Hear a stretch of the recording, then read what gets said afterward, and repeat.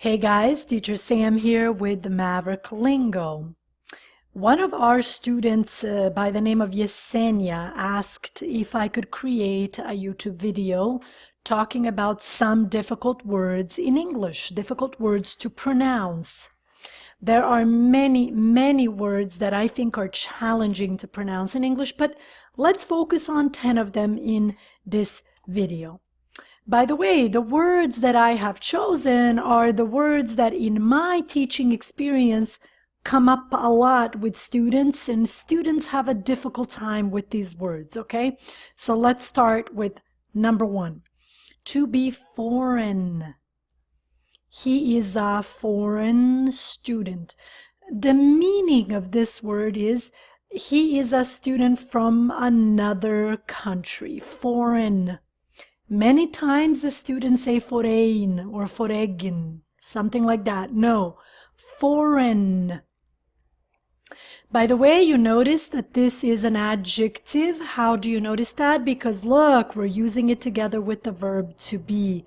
Remember what I have said before. Very often in English we use adjectives together with the verb to be.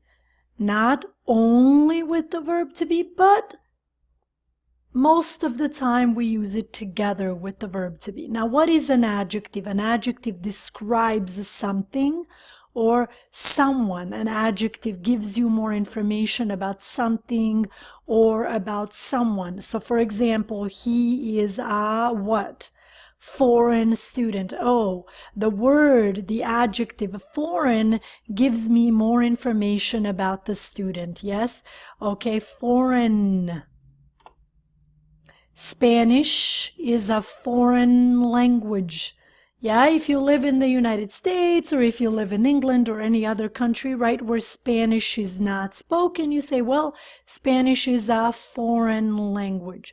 It's a language from another country. This is another word that comes up a lot with my students, unfortunately. So look, careful here, because many students want to say unfortunately or fortunately. No.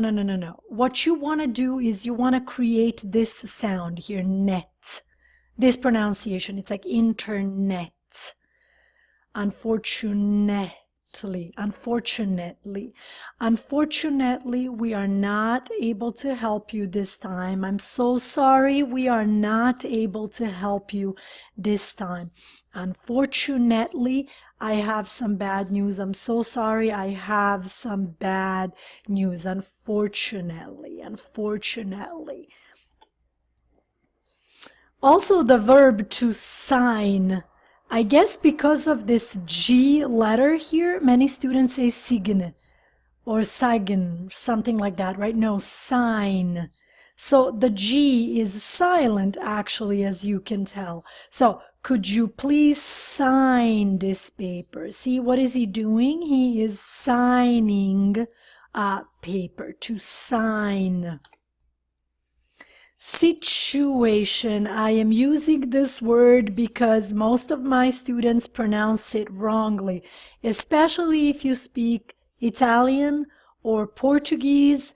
Students say situation, wrong, not situation, situation, situation. So this is a difficult situation. Here is another verb that students pronounce wrongly most of the time. To accept. Will you accept my apology? You know what most students say? They say accept. Wrong. Not accept. Accept. To accept. Will you accept my apology? Now, many students look at these letters and they think about the alphabet. They think A, B, C. Oh, okay, to accept. Wrong. The pronunciation is k, to accept. To be particular, particular. I'm also using this example because many students say particular or particular if you speak Portuguese. Wrong pronunciation. This is how you pronounce it, particular. And as you can see, because we have the verb to be here together with this word, it's an adjective. So it describes something. Yes, I have a very particular question. I have a very specific question. By the way, please be careful if you speak Portuguese. Particular in Portuguese means private. Aula particular, private class, right? But in English, particular doesn't exist. Okay, it's not, that's not the pronunciation in English. Particular, no, particular, T, particular, to be particular. So I have a very particular question. Sometimes my students say this, they say, hey, teacher, I have a very specific question. I have a very particular question.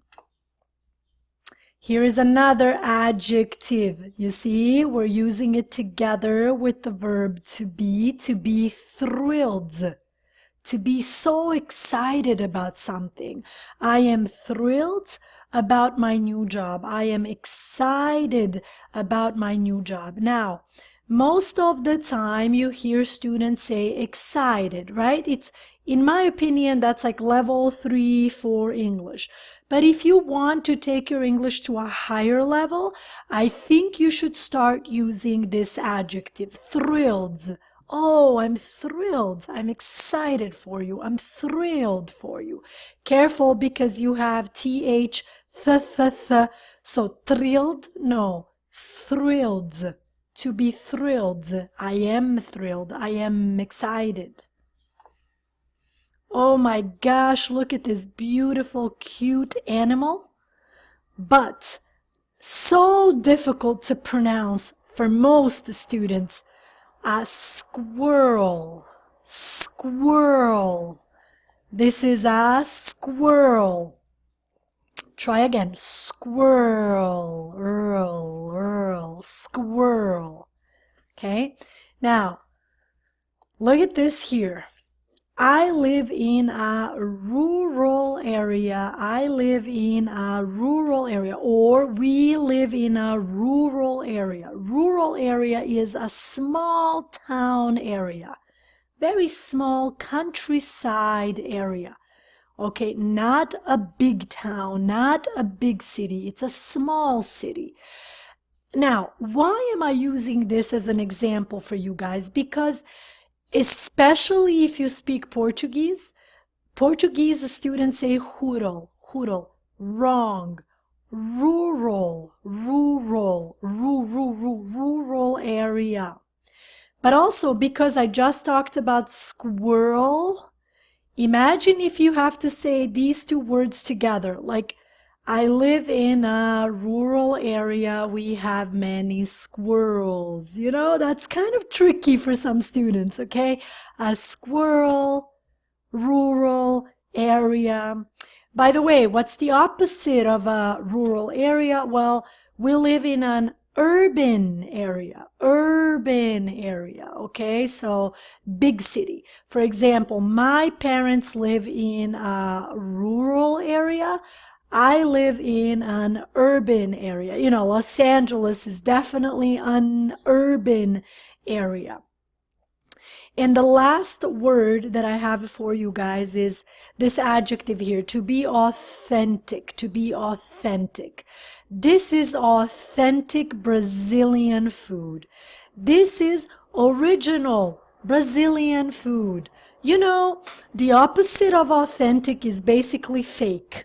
When something is not real, it's fake. When something is real, it is authentic, authentic. So it's really common for people who live in other countries to, you know, walk around or look on their phone and try to find an authentic restaurant.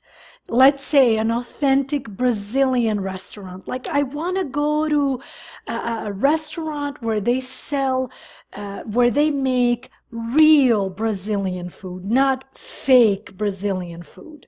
Here's a really good example. I'm sorry, Panda Express is not authentic Chinese food. It's kind of a fast food, fake Chinese food, okay? Okay, now this is authentic Chinese food. Now, don't get me wrong. I'm not saying Panda Express is bad. I buy Panda Express sometimes, but it's not authentic Chinese food. Okay, it's not real, original Chinese food. I would say it's like a fast food version of Chinese food. This looks more authentic here. Thank you guys for watching. Thank you for subscribing. Remember, have your notebook, have your pen ready when you watch this video, these videos here. Go back to them, listen to them again, take notes, practice. That's how you're going to improve. I promise you that. Thank you.